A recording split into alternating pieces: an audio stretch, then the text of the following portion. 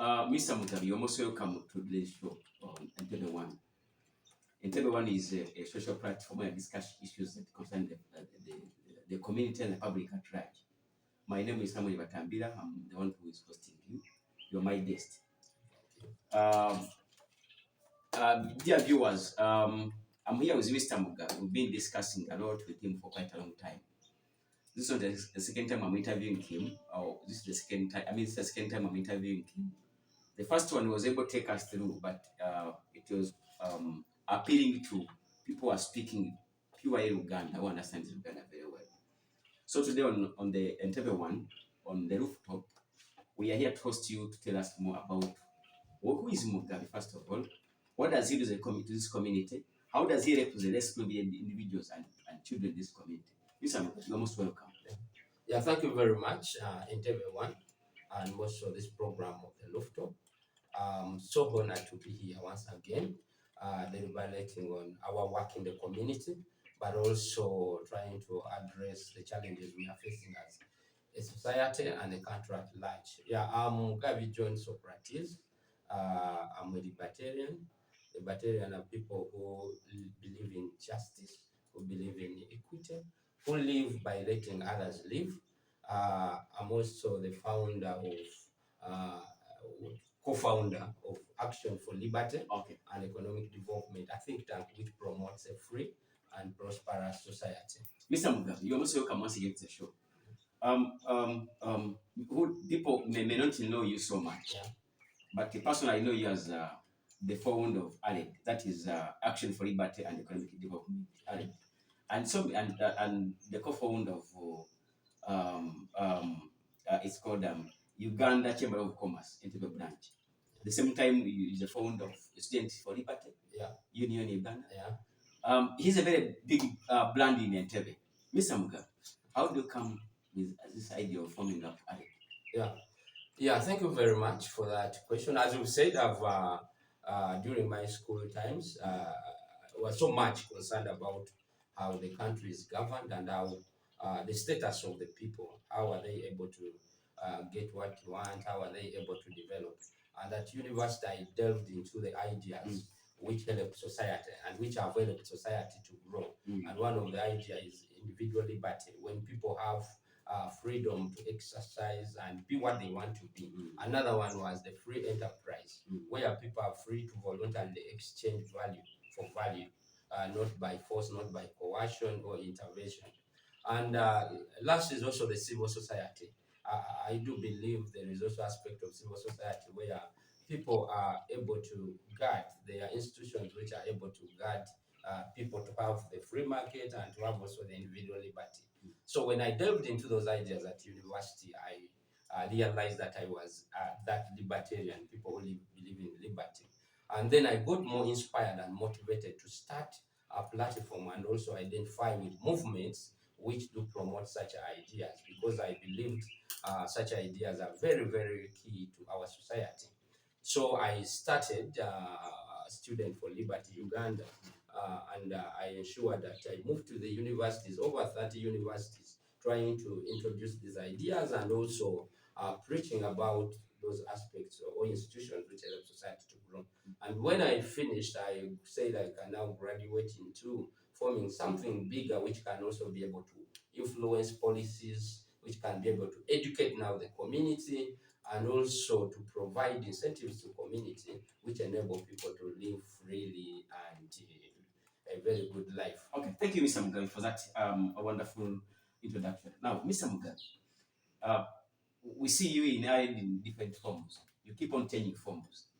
Of recent, we had issues of land conflicts within it, land price and land conflicts within it.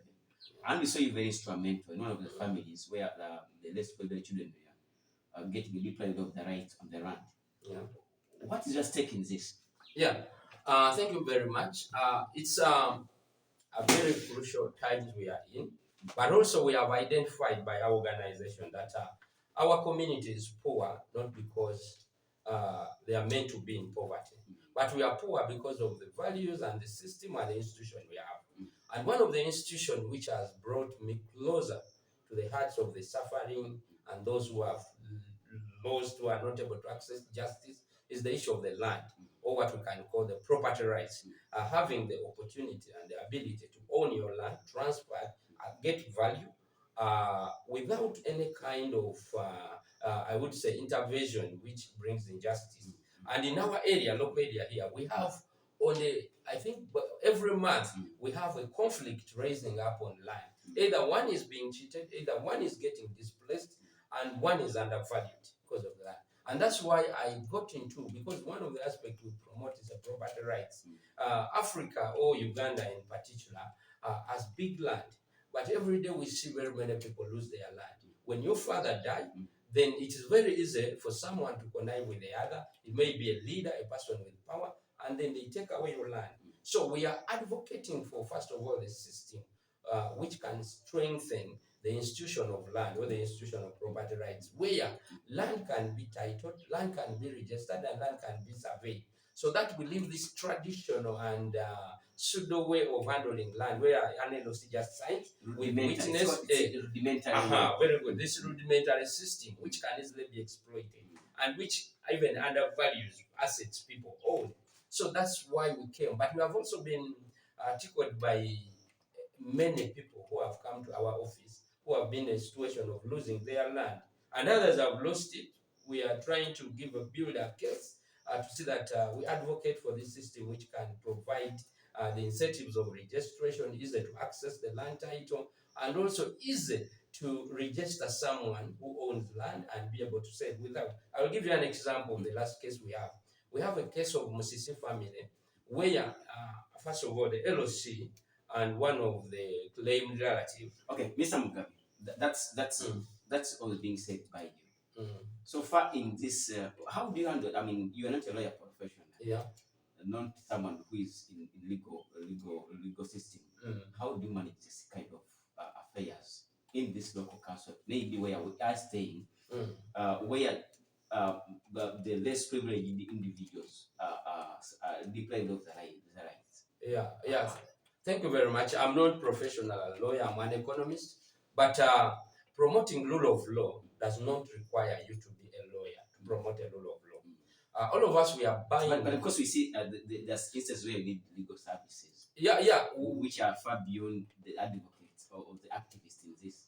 Our organization has been, first of all, as the books you see here, we have books of law here. We've been interpreting the acts and what the law dictates in very many situations. And that one, even we do it better than the lawyers in Entebbe, I would say that. And that's why many people have left lawyer and come to us for legal advice, and also some time to interpret what they go in. That one does not, because I believe many of us will get informed. People who are here, we have even the lawyers who work with this organization, but also me as a leader and others are able to see that the rule of law here and here can be abused, cannot be followed, and then we're able to interpret. And that's why one of our core value and core interest is to see that we educate the society, we educate the generation about the rule of law, so that they can be able to defend the rule of law and also promote it. That means something that is being said at a local level, but there's situations whereby someone is directed to go to the law, to the courts of law. How is it one handled? Yeah. Yet the legal services in Uganda are quite very expensive. Very expensive. How is this one handled by you, as ALED and the CEO of ALED and the community that is actually deprived of that right? Yeah. Thank you very much. There is some instrument of laws where we have the Local Government Act. It has helped us so much to work with the local courts.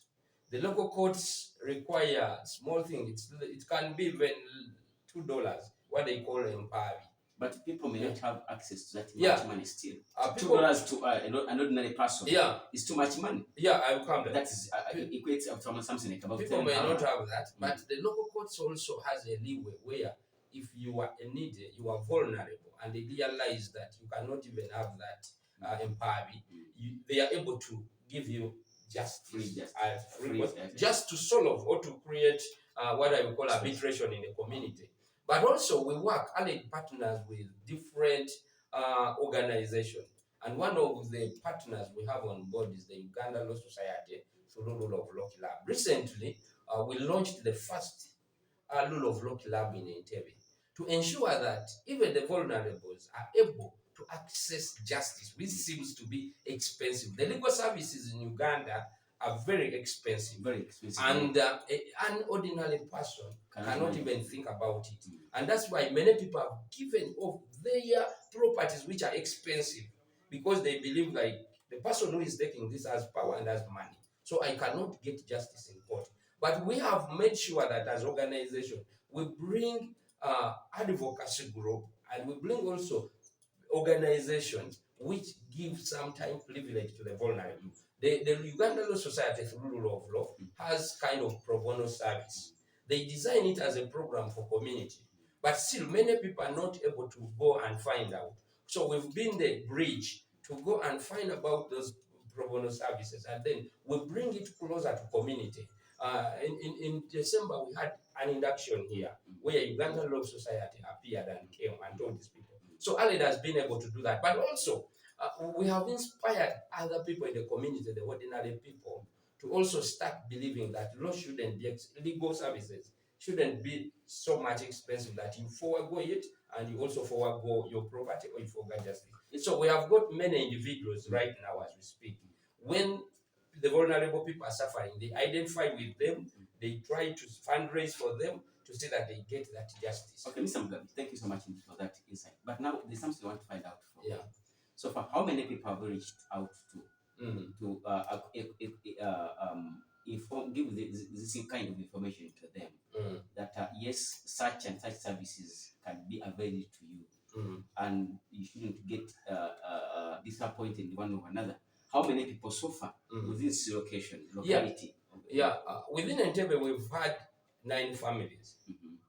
9 families, like as how have they been? I would call them victims. Like 9 victims. 9 victims. Who have they been helped through your office, or have been elected by you? They will even testify. We shall have a word from them, or clip sometime testifying that with their imagination they thought one, when the person who has power get interest in their property, they either bend down and negotiate and say, find where you put us. And that is theft, using power and also manipulating people's ignorance sometimes and incapacity. But one of the family, right now as I speak, we gave it confidence and we helped it even to set all the requirements to go to, first of all, to the court, LOC2 court, and now to the magistrate court, the court within our jurisdiction. And they have succeeded. The people who wanted to grab their land using power and money, they are going to be now called into court. As I speak, soon they are going to be served to go to court. And there was also a caveat which was put on the property, which was going to be sold. Or done by you or by... I will not say by us, but it is done, our organization you have an hand. has educated. First of all, it has provided this kind of education and awareness. We've made people aware that there are other avenues which can be utilized. And we've made people aware that justice should be fought for. And it's one. Lastly, I would also want to talk about many people who have now risen up in the community when people attack them to take their land or people want to exploit them. They usually come here and consult and say, how do we handle this? And then we tell them, go into a proper contract. And we believe in the contract, in the rule of the contract. And then we tell them, do this, do this, do and this. For example, when you are buying land here in Entebbe, sometimes the village gives you the witness, or sometimes the neighbors. You find that people are being told that you must have 10 witnesses. And each witness has to get at least 1% of what is going to be sold out of the whatever. And then that system becomes very expensive. You find that you will lose almost 20% of the value you've got from your land. So people are taking advantage of there by not knowing. But now we tell them that even without a witness, you can bring a lawyer is there, and you give him a percentage lower than even the 20% you are going to lose. And then that document becomes legal and binding. Thank you so much, Mr. Mugabi. We've heard from him and we've heard from you. That is, do you work in isolation with the LOC? Because most of those cases emanate from LOCs, that is local councils from LOC 1. Do you work in isolation of this LC, or you work in partnership with these LCs to give, to advise individuals on what to do, especially when it comes to these issues of the land? Our mode of operation or of working and causing the change we want to cause uh, brings that at disposal of different leaders. We do make our partners, and even some become our supporters or sponsors in different activities. So how do we get to them, to the local leaders? Why and even we need them? We do education. That's one of the what we call the means of changing and shifting the opinion. We do educate the community, the young people, and the leaders about how should we strengthen the institution of law, the institution of rule of law, the institution of property rights. And that one takes us to be partners with the local leaders, because local leaders are at a local level, they are like policy makers. They implement what comes from the top. So we work with them so that they can be able to implement and guide the people they lead. That's number one. Then number two, we do advocacy. There are issues in community and in our society here in Entebbe, which requires local leaders to have a voice and also to stand in. And that's why we do bring them and work with them and even feed them with materials, educational materials. We are one of the organizations which has been feeding almost every LOCs here with material concerning also even small constitution which are compatible. Like how many LCs have you been able to reach out, and what the quantity of material have you been providing? Last year we organized a property right conference. Where was it? It was held here, and we brought even all the leaders, the local leaders, the elders, including the councillors. They came from 7 villages or 7 local councils. And we gave each even interpreted in Uganda because most of them were in English. We gave them documents concerning the laws, concerning also the property rights, and how beautiful will it be if we strengthen. Because for them, they are policy makers at that level. They were here, and even we have some photos and engagement where we had them. We gave them the material concerning the land, we gave them the material concerning the rule of law, and we gave them also books which we do interpret in the local language. Like, for example, this law, why it should be one's interest to understand the law. It's not for the lawyer to do that. We gave them such a books, and they were able to benefit.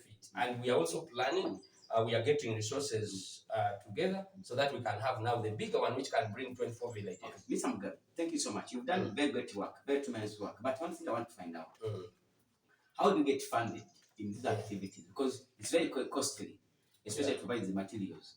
How do you get funding? How are you funded? First of all, we are a think tank. It's a non-profit, and we don't go into much into making business. How do we survive? By creating value.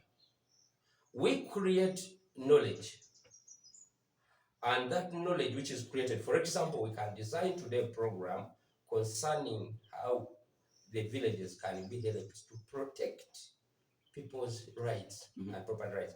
And then after creating that value or that knowledge, we compress it into a program or a proposal. And then we bring it to people we believe or even interest them that this program is good.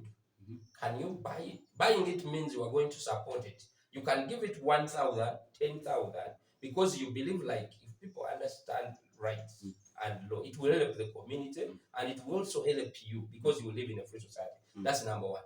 Then also through our fundraising strategy, we encourage individuals like you to be able, like every year, to donate, even if it is 1,000, to donate to ALED, so that we can be able to promote this work which today you feel like the community is benefiting in and the country. So we get individuals to support.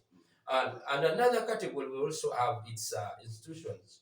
I would call it corporations or cooperative. We get a bank. In 2019, it's EFC, Economic Financial Center, Entrepreneurship Financial Center, gave us a check of 750,000.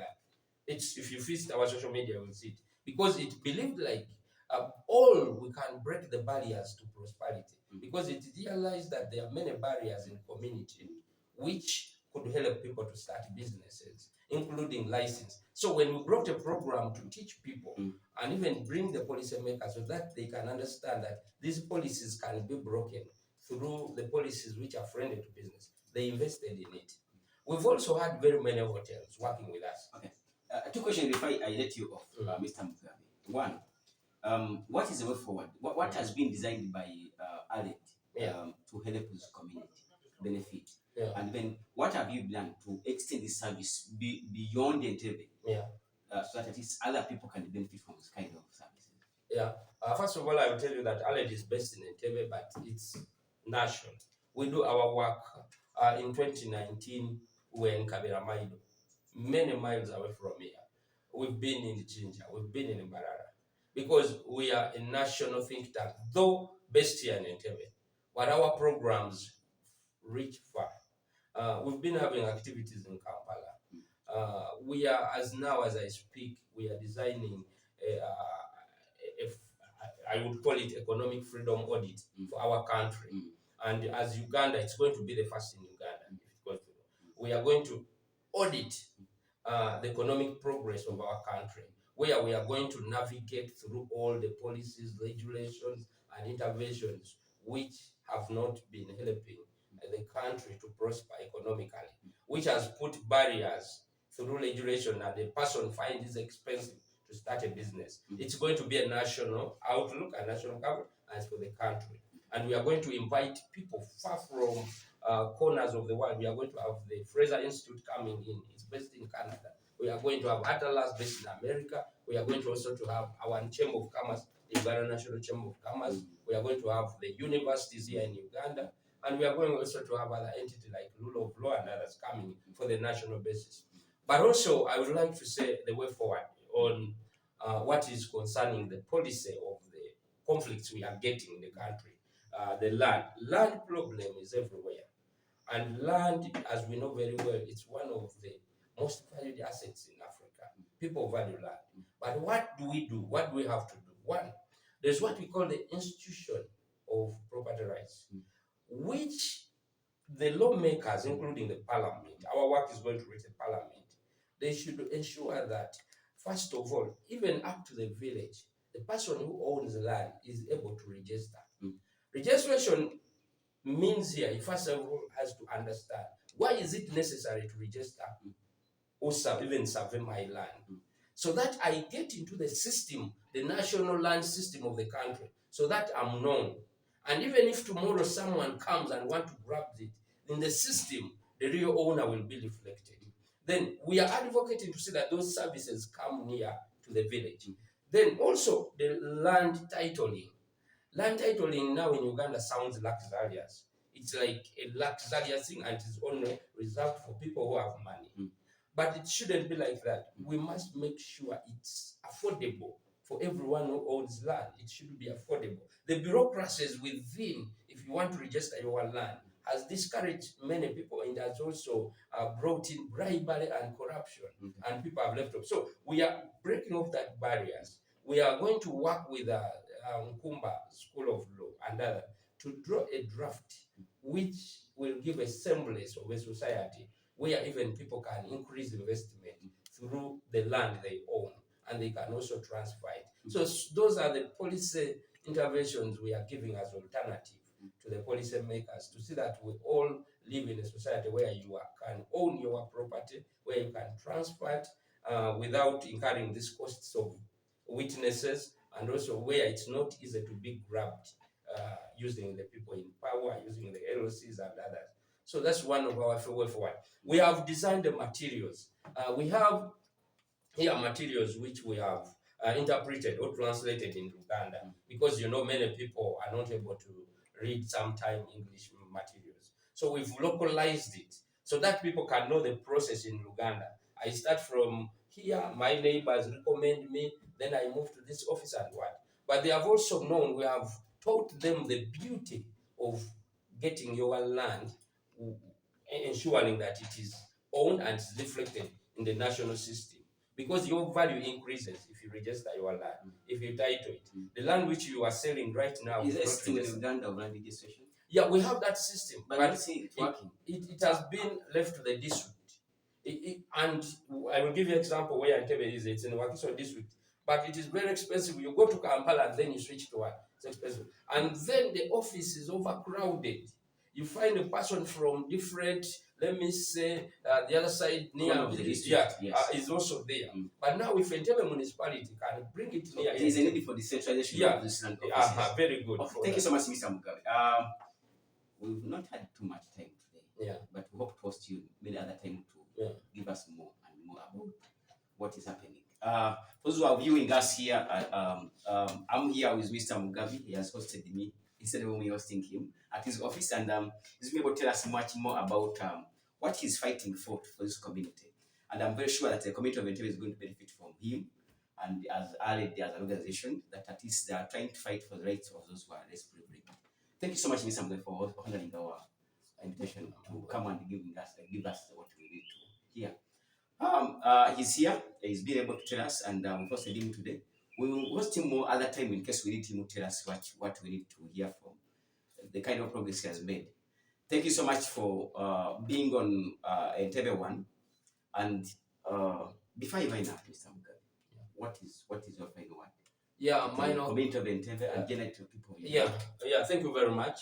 My final word would be still to say that the people of Entebbe and also those who are lawmakers can be able to understand how our society can develop. It's for quite long that we have stagnated. Entebbe was the capital city of Uganda. The first capital city. Yeah, the first capital city of Uganda. But today, as people are crying for the city, just in the name and registration, the activities are left behind. What makes the society to grow from township to the city? So I request the people of Entebbe to understand and also utilize our office in understanding what creates a city. A city is not created by registration or given a political name. It is created by what people do. What value do they exchange? How much can they produce and be sold to the neighbors? Can we be able to produce services and goods which can be that is capitalism. Which can be that is capitalism. That's what not you are advocating for. That's Anyway, not capitalism. I will talk on another day about what you call capitalism. Yes. But that's what people do when we meet and exchange values. We produce something and then we sell it. It's not capitalism. However, some people call it capitalism. But what can Entebbe produce? No. It's just almost a village. It's we can't equate this. Many people think like that. Hong Kong. I think we've heard about Hong Kong. It has no meaning. It has no meaning. But that you take it to politics. You know, politicians do a lot in the development process of any area. No. Our politicians are just mafias. These are just guys who are very corrupt. These are guys who are like. Mr. Sir, let me tell you this: the development of any society does not depend on a politician. A politician has to do one thing: to make the environment favorable for you and me. In your own view. It's not in my own view. That's how society. Let's look at it first of all. So let's look at it. Yeah. Do you see any politician who has the will to see that Entebbe develop? Anyway, that will be a discussion for another week. Thank you so much for honoring our invitation. Entebbe One viewers and those who are based in Entebbe and beyond Entebbe, thank you so much for being part of this show. It's been a wonderful show where we hosted Mr. Mugabi once again. And we thank you so much indeed for your efforts in helping the less privileged people and children, particularly in Entebbe. Mr. Mugabi has been on the front line of fighting for the rights of those who are whose rights have been actually abused. And he's an activist. I remember you. Yeah, I'm a Battalion activist. Okay. And he's one of the victims. I fought to see that he gets out of the cells when he was arrested. That's great. That's great. Thank you so much. We've been so happy to be with you. Keep us abreast. This is Entebbe One. The program is on the rooftop. Thank you so much indeed. Yeah.